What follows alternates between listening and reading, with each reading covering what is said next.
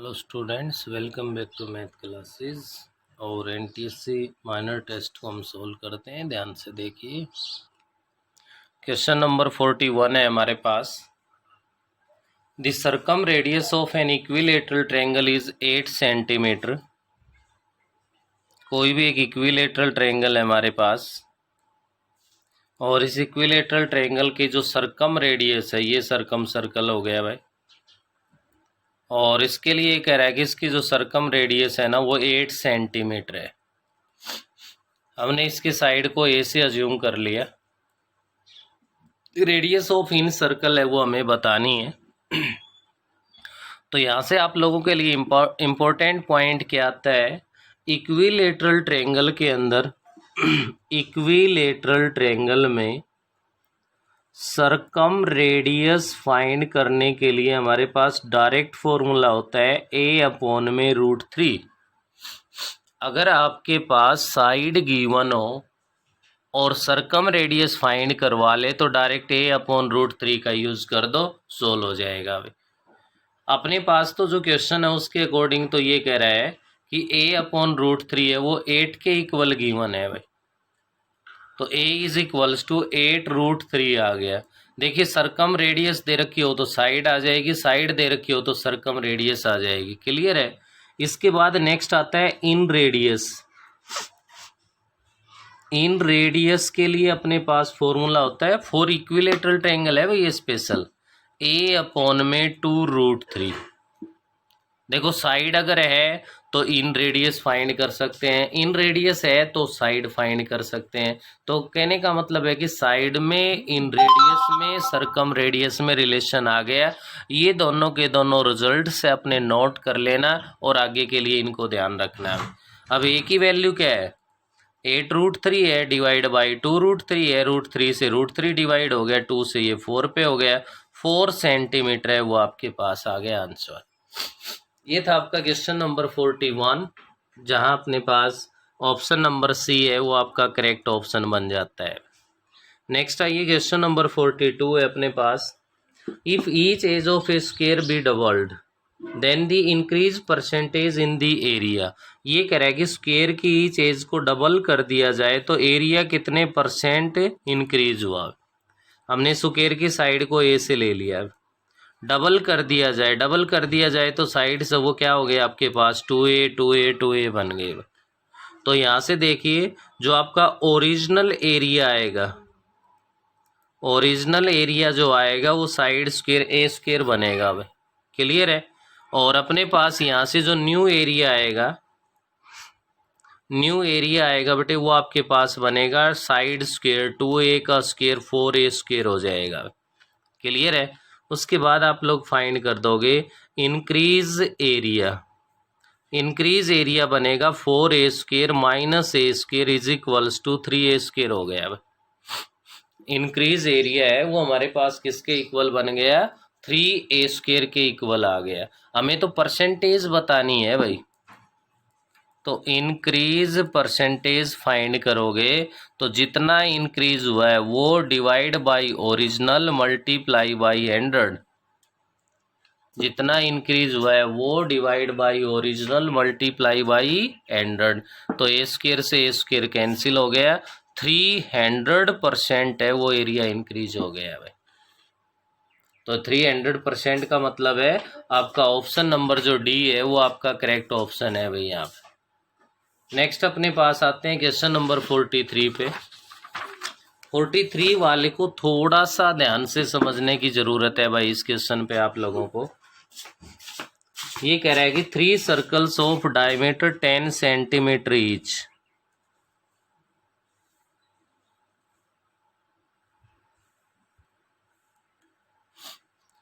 उसके बाद आपके पास यहाँ पे कह रहा है बाउंड टूगेदर बाय ये रबर बैंड। तो ये तो सर्कल है भाई, सर्कल की शेप में है, तो यहाँ से तो रबर बैंड ऐसे इसके सर्कल में ही तो आएगा, ऐसे इस सर्कल से ही होते हुए चलेगा भाई। इस पे ऐसे इस साइड से मिलेगा आपको ये, ठीक है। ये इनके सेंटर्स ले लिए मैंने। यहाँ से ध्यान दीजिए, आपके पास यहाँ जब ऐसे रबर बैंड जहाँ इसको टच करना स्टार्ट करता है वो पॉइंट है, वो ज्वाइन कर दिया मैंने। तो ये इस पे क्या होगी, एज ए टेंजेंट ही तो बन रही है हमारे पास ये लाइन इधर, तो यहाँ राइट एंगल बनेगा। ऐसे ही आपके पास इस पॉइंट पे ये भी तो एज ए टेंजेंट ही तो बनेगी ऐसे, तो यहाँ भी राइट एंगल बन जाएगा। ऐसा ही इस कहानी में यहाँ राइट एंगल बनेगा, यहाँ राइट एंगल बन जाएगा, ये जहाँ टच कर रही है वहाँ राइट एंगल बन गया, ये टच कर रही है वहाँ राइट एंगल बन। देखिए भाई समझने की ज़रूरत है अब। ऐसा करने के बाद अगर मैं आगे बढ़ता हूँ तो ध्यान दीजिए आप लोग, ये जो पोर्शन बनेगा हमारे पास, ये पोर्शन है, ये आपको कभी भी ऐसे इस प्रकार सर्कल से अगर कोई भी रबर बैंड को इस टाइप से लेते हो तो ये थर्ड पोर्शन को कवर करेगी भाई। अगर थ्री सर्कल्स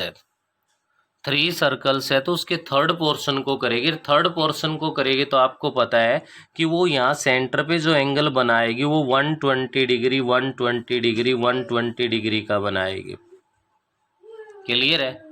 अब यहाँ से सबसे पहला पॉइंट ये है कि टू सर्कल्स अगर एक्सटर्नली टच कर रहे हो तो उनका जो सेंटर्स को ज्वाइन करने वाला लाइन सेगमेंट है वो उनके टचिंग पॉइंट से पास होगा।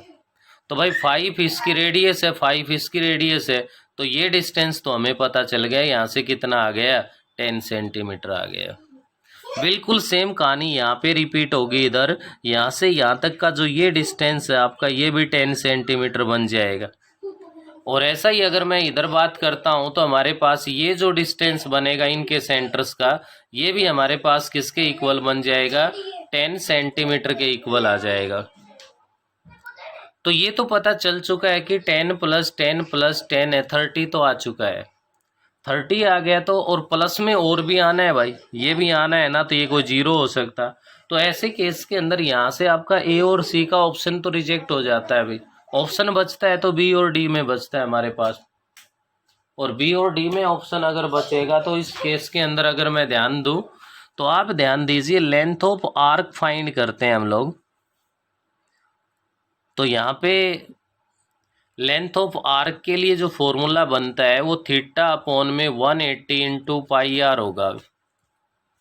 लेकिन ये तो 1 2 3 अगर सभी का फाइंड कर दूं तो मैं 3 से और मल्टीप्लाई कर दूंगा भाई। किससे कर दूंगा, यहाँ पे 3 से और मल्टीप्लाई कर दूंगा। 3 से और मल्टीप्लाई कर दूं तो इस केस में अपने पास आप देख सकते हो 3 इंटू में थीटा की वैल्यू 120 है डिवाइड बाई 180 इंटू में पाई में तो आंसर है ही अपना, आर है वो 5 है। 0 से 0 6 से 2 पे 6 से 3 पे डिवाइड हो गया 3 से 3 जो कि 10 पाई आ गए। ये तो आपके पास जो ये लेंथ ऑफ आर्क्स है इनका सम है वो आपके पास बना है 10 पाई। और नेक्स्ट है ये 10 आ चुका है, ये 10 आ चुका है, ये 10 आ चुका है। क्लियर है भाई। तो लेंथ ऑफ रबर आपको बतानी है, तो लेंथ ऑफ रबर है वो इक्वल बन गई किसके, 30 + 10 पाई के। तो यहाँ से आप लोग इसमें देख सकते हो 30 प्लस में 10 पाई के अगर ये इक्वल है तो आपका जो ऑप्शन बी है वो आपका करेक्ट ऑप्शन बन रहा है। ध्यान से समझने के लायक क्वेश्चन है भाई। नेक्स्ट अपने पास क्वेश्चन नंबर 44 है। 44 में ये कह रहा है, इस पे भी और भी ज़्यादा ध्यान देने की ज़रूरत है आपको। A spherical ball of radius 1 centimeter is dropped into a conical vessel of radius 3 centimeter and slant height 6 centimeter. Conical vessel, ये ध्यान दो भाई।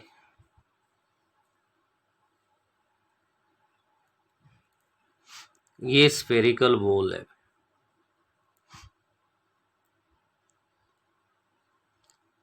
तो यहाँ पे जो आपके पास कोन गिवन है उस कोन की जो रेडियस है वो आपके पास गिवन है 3 सेंटीमीटर। क्यों भाई। नेक्स्ट अगर आगे बढ़ता हूँ तो कह रहा है कि स्लैंट हाइट है वो 6 सेंटीमीटर है, ये 6 सेंटीमीटर है भाई स्लैंट हाइट। तो यहाँ से अगर मैं h की वैल्यू फाइंड करना चाहूँ तो वो बनेगा मेरे पास √L² माइनस में R², इट मीन्स √36 माइनस में 9 √27 3√3 सेंटीमीटर बन गया है। यहाँ से मैं अगर इसका नेम वगैरह मेंशन कर दूं तो A B C, इसको मैंने यहाँ D लिख दिया, इसको मैंने यहाँ पे E लिख दिया, इसका जो सेंटर है उसको F से लिख दिया और इस कांटेक्ट पॉइंट से इसको ज्वाइन कर दिया, तो ये हमारे पास G हो गया। यहाँ ध्यान दीजिए ये एक ए बी है, इस स्फीयर के लिए यहाँ पे एक टेंजेंट का काम करेगी तो ये राइट एंगल बनेगा भाई, यहाँ पे ज्वाइन करोगे तो आप, ये डायग्राम बन गया। आपको बताना क्या है भाई इसके अंदर, ये कह रहा है the volume of water then just immerse the ball is. तो यहाँ से आपके पास इसके अंदर जो ये बच गया है, ये इसका हमें वाटर का मतलब वॉल्यूम बतानी है, जो वाटर है वो बताना है। तो क्लियर है कि ये जो स्मॉल कोन बन रहा है आपके पास, इस स्मॉल कोन में से अगर स्फीयर की वॉल्यूम को आप सब्ट्रैक्ट कर दोगे तो आपके पास ये रिक्वायर्ड वाटर आ जाएगा भाई, जो भी रिक्वायर्ड वॉल्यूम है वो आ जाएगी हमारे पास। ऐसा करने के लिए हम लोग यहाँ से क्या कर सकते हैं, इसमें ध्यान दो, हमें इस स्मॉल कोन की रेडियस चाहिए और हाइट चाहिए। हमें तो इतना पता है स्फीयर के अंदर ये 1 सेंटीमीटर है, ये 1 सेंटीमीटर है, ये 1 सेंटीमीटर है।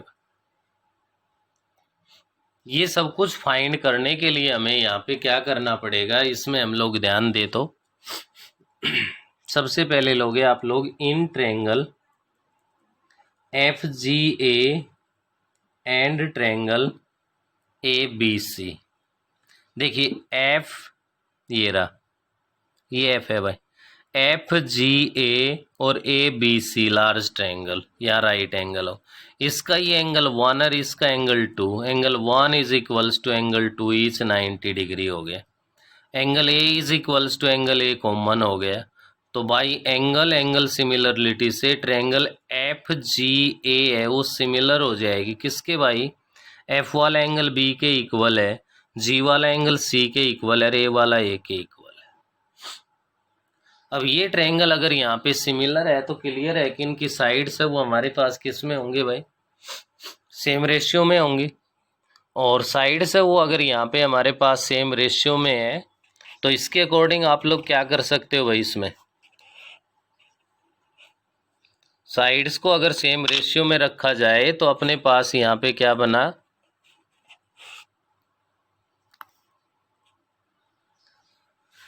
यहाँ जो रिजल्ट तैयार हो जाएगा वो बन जाएगा बेटे AG अपॉन में AC is equals to AF upon में AB is equals to FG upon में BC बनेगा भाई।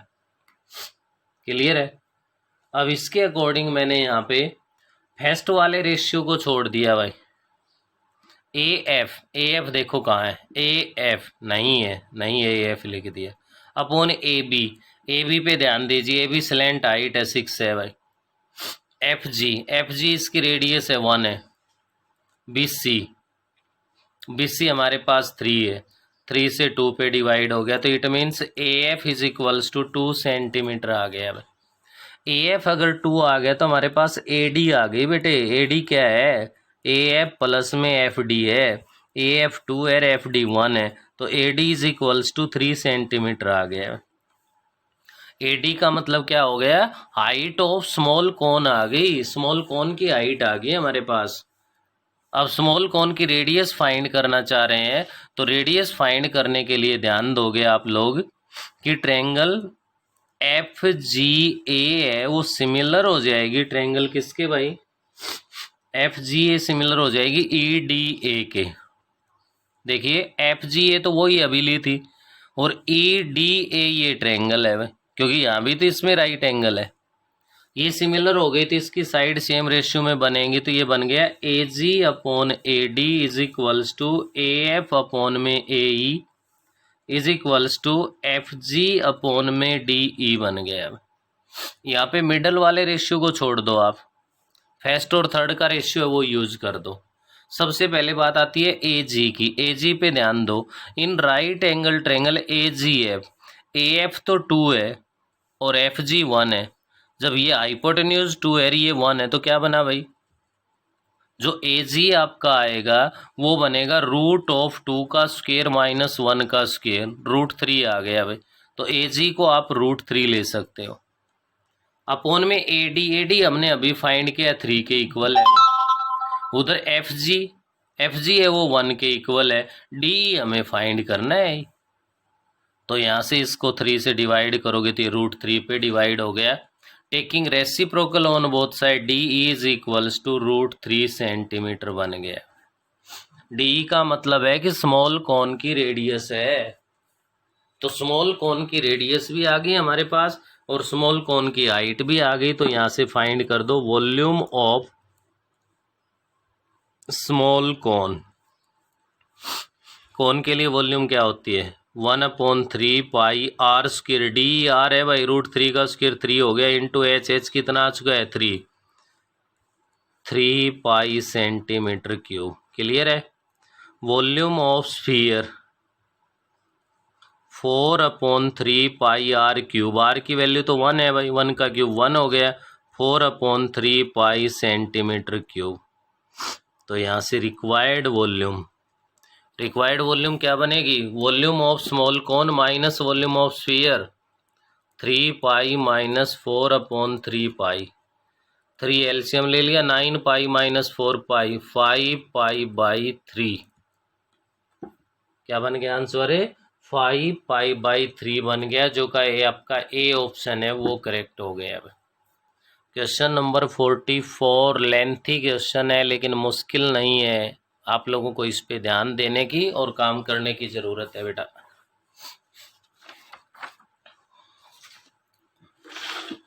नेक्स्ट में आगे बढ़ता हूं, अपना क्वेश्चन नंबर 45 है अभी।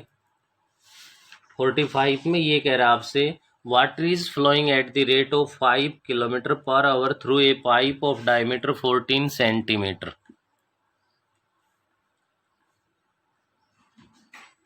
डायमीटर गिवन है इसका 14 सेंटीमीटर, तो इसकी रेडियस बन गई भाई 7 centimetre. Water is flowing at the rate of 5 kilometre per hour. Clear है भाई। उसके बाद क्या कह रहा है, इस वाटर को कहाँ पे डाला जा रहा है भाई, इस पाइप के through into a rectangular tank which is 50 metre long 45 metre wide. The time taken in hours for the rise in the level of water in the tank to be 7 centimetre. एक water tank given है आपके पास जो कि cuboid की shape को follow कर रहा है, इसमें ये वाटर डाला जा रहा है भाई। तो इसकी जो लेंथ गिवन है आपके पास वो गिवन है बेटे 50 मीटर है, इसकी ब्रेथ गिवन है 44 मीटर है, और इसमें जो वाटर लेवल जो आ रहा है उस समय इसकी जो हाइट है वो आपके पास 7 सेंटीमीटर है। एक तो सबसे पहला काम तो है भाई इनकी यूनिट्स के साथ कोई समझौता नहीं, यूनिट है वो सेम होनी चाहिए।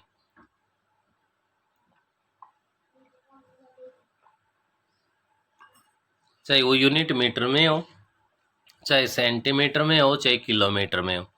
हमें ये लग रहा है कि इनका बीच बिचाव करते हुए अगर मीटर में कन्वर्ट कर ले तो बेस्ट रहेगा। एल मीटर में है, बी मीटर में है, तो एच को मीटर बनाने के लिए 100 से डिवाइड कर दो, 7/100 मीटर हो गया। अब इधर रेडियस 7 सेंटीमीटर है, इसको मीटर बनाने के लिए 100 से डिवाइड कर दो। क्लियर है। अब वाटर फ्लोइंग के लिए 5 किलोमीटर पर आवर गिवन है, तो मीटर बनाना है तो यहाँ 1000 से मल्टीप्लाई करना पड़ेगा, 5000 मीटर पर आवर। आपको टाइम फाइंड करना है भाई। तो volume of cuboid divide by volume of water flowing in 1 hour, वो आपके पास आवर्स में टाइम आ जाएगा। तो वॉल्यूम ऑफ टैंक है वो तो बनेगा L into B into H divide by volume of water flowing in 1 hour. तो 1 आवर के लिए रेडियस तो सेम ही रहनी है लेकिन लेंथ है वो आपकी 5000 मीटर हो जाएगी, हाइट है इस सिलेंडर की वो 5000 मीटर बन जाएगी। Pi r square h, pi means 22/7 into r square 7/100 into 7/100 into h के प्लेस पे आ गया भाई 5000। ऐसा करने के बाद अपने पास देखिए 7/100 से ये डिवाइड हो गया भाई, 7 से 7 हो गया, इस 100 से 2 0 डिवाइड हो गई, 50 से 50 हो गया, 22 से 44 2 पे डिवाइड हो गया, तो 2 आवर्स है वो टाइम आ गया। थोड़ा सा समझने की ज़रूरत है, बिल्कुल इजी क्वेश्चन है भाई, कोई प्रॉब्लम नहीं होनी चाहिए थी आप लोगों को यहाँ पे। नेक्स्ट 46 की अगर मैं बात करता हूँ अपने पास, तो 46 में ये कह रहा है if the radius of a cylinder is decrease by 50% and height increase by 50% to form a new cylinder the volume will be decreased. तो यहाँ पे ये कह रहा है कि आपके पास कोई भी एक सिलेंडर है भाई, और उस सिलेंडर की जो रेडियस है वो गिवन है अपने पास आर है, मतलब अज्यूम कर लिया हमने, जो इसकी हाइट है वो एच है भाई। क्लियर है। अब ये कह रहा है कि क्या कर दिया गया है इन्होंने कि रेडियस को 50% डिक्रीज कर दिया गया है। डिक्रीज करोगे तो रेडियस कम हो गई भाई, न्यू सिलेंडर बनेगा तो लेंथ ऑटोमेटिक इंक्रीज ही होनी है। तो 50% इंक्रीज करोगे तो इसकी रेडियस r/2 हो गई। r का 50% है वो r/2 ही होगा भाई। तो r माइनस r/2 कर लो, चाहे r/2 बन गई इसकी न्यू रेडियस है वो। उसके बाद ये कह रहा है कि इसकी हाइट को 50% इंक्रीज कर दिया गया है। हाइट को 50% इंक्रीज कर दिया गया है तो 50% तो h/2 है, h ऑलरेडी ये है तो h प्लस h/2 हो गया, जो कि 3/2h है। इसकी न्यू हाइट आ गई भाई।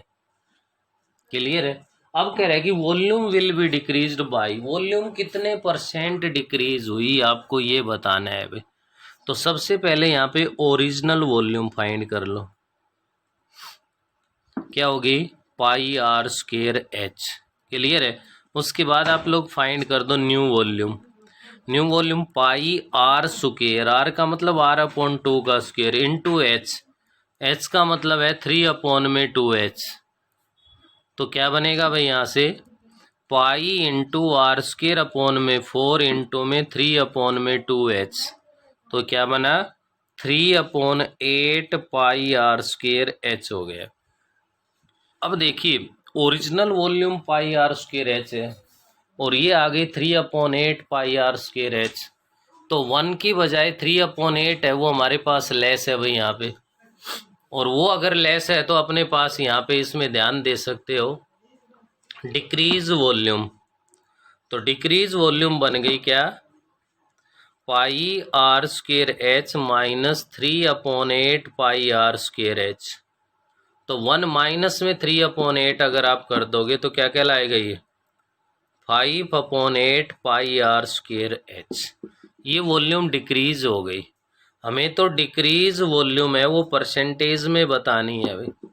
तो कितने डिक्रीज हुई है, जो हमारे पास यहाँ पे डिक्रीज हुई है 5/8 pi are square h divide by original volume 5 r square h multiply by 100।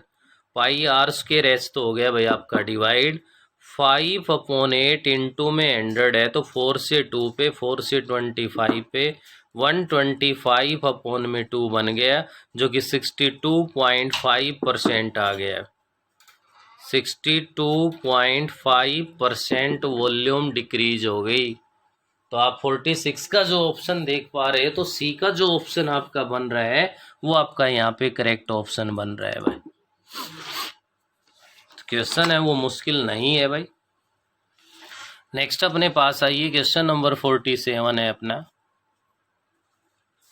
From the letter of the word mobile MOBILE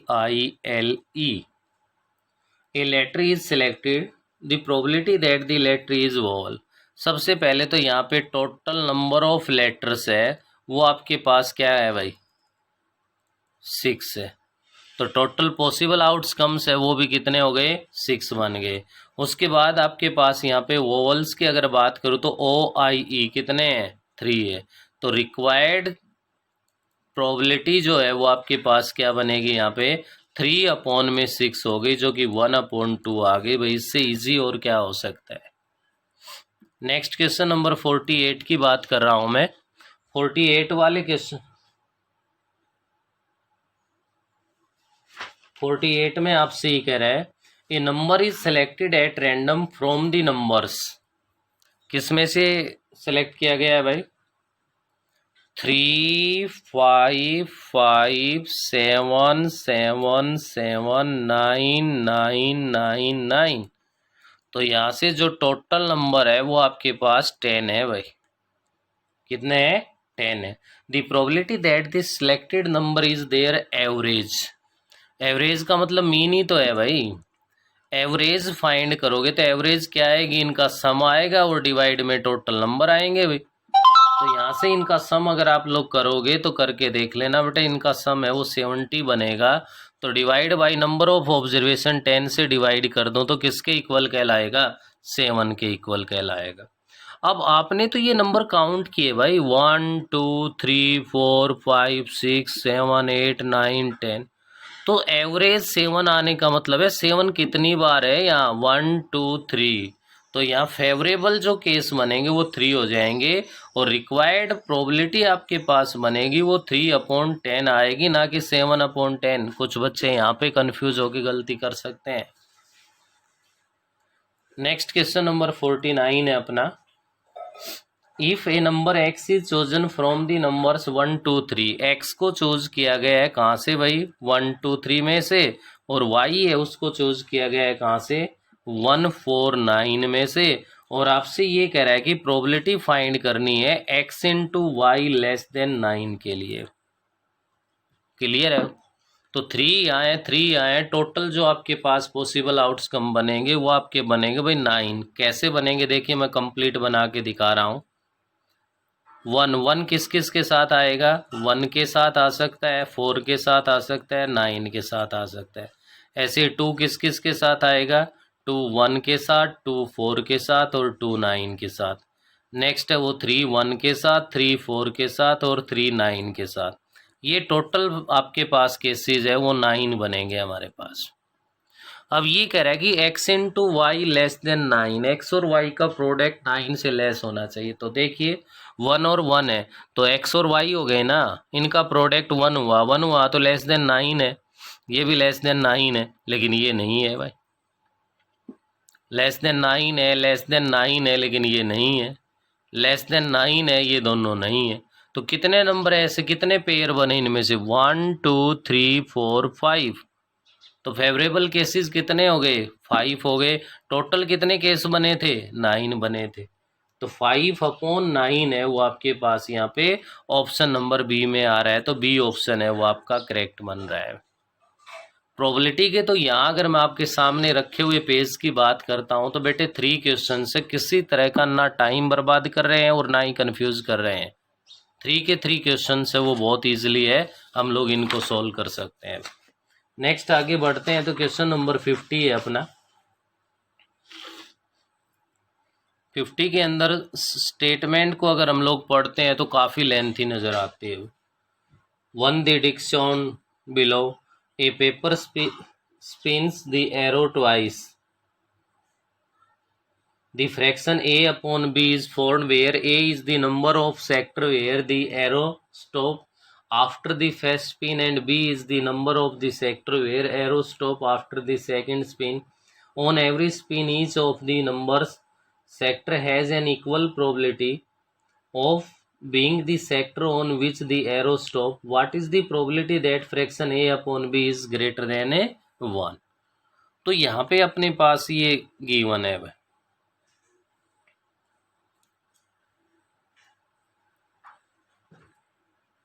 1 2 3 4 5 6, ठीक है। तो यहाँ से इसके अंदर आप ध्यान दो तो ट्वाइस कह रहा है ये, तो ट्वाइस कह रहा है तो 6 तो फर्स्ट में हो गए, 6 सेकंड में हो गए। तो जो टोटल पॉसिबल आउटकम बनेंगे सेम यहाँ डाइस वाली जो कहानी है वो रिवाइज हो रही है। 1 1 हो सकता है, 1 2 हो सकता है, 1 3 1 4 1 5 1 6। तो 2 1 2 2 6 हो सकते हैं नंबर, 3 1 2 3 6 हो सकते हैं नंबर्स, 4 1 2 4 6 हो सकते हैं नंबर्स, 5 1 2 5 6 हो सकते हैं नंबर्स और 6 1 2 6 6 हो सकते हैं नंबर्स। ये आपके पास इसकी कहानी है। ऐसा करने के बाद अगर हम लोग इसमें आगे बढ़ते हैं तो टोटल पॉसिबल आउटकम्स के लिए तो आपके पास 36 बन ही गया। अब फेवरेबल केसेस में कह रहा है कि ए फर्स्ट में ए को सिलेक्ट किया गया है, बाद में बी को लिया गया है, तो ए ग्रेटर देन मतलब 1/b ग्रेटर देन 1 का मीनिंग क्या है? ए ग्रेटर देन बी होना चाहिए ना। क्या होना चाहिए भाई? ए ग्रेटर देन बी होना चाहिए। आपका फर्स्ट नंबर है वो सेकंड से ग्रेटर होना चाहिए। यहाँ पे वापिस आइए, फर्स्ट रो में ऐसा कोई केस नहीं है जहाँ पहला नंबर दूसरे से ग्रेटर होगा, नहीं है ना। सेकंड वाले में केवल एक नंबर आएगा और वो क्या आएगा भाई? ओनली 2 1 आएगा जो ग्रेटर है। नेक्स्ट दूसरे में आएगा आपके पास 3 1 आएगा और 3 2 आएगा।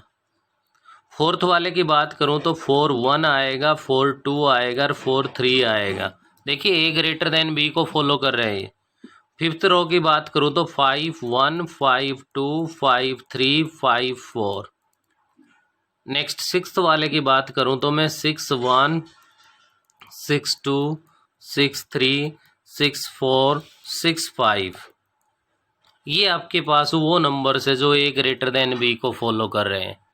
और ए ग्रेटर देन बी को कर रहे हैं तो 1 2 3 4 5 6 7 8 9 10 11 12 13 14 15 कितने केस बने? 15 बने। तो रिक्वायर्ड जो प्रोबेबिलिटी बनेगी वो 15/36 हो जाएगी। 3 से डिवाइड कर दिया 5 से, 3 से 12 पे 5/12। 5/12 मीन्स आपका जो ए ऑप्शन है वो यहाँ पे क्या बन रहा है? करेक्ट ऑप्शन बन रहा है भाई। तो ये आपके पास थे भाई क्वेश्चन नंबर कहाँ तक है? 50 तक अपने पास 10 क्वेश्चंस थे। 10 के 10 ये क्वेश्चंस मैंने करवा दिए। इनको आप लोगों को सोल्व करना है और सोल्व करने के बाद मेरे पास उनका जो सोल्यूशन बनेगा उसको सेंड करना है।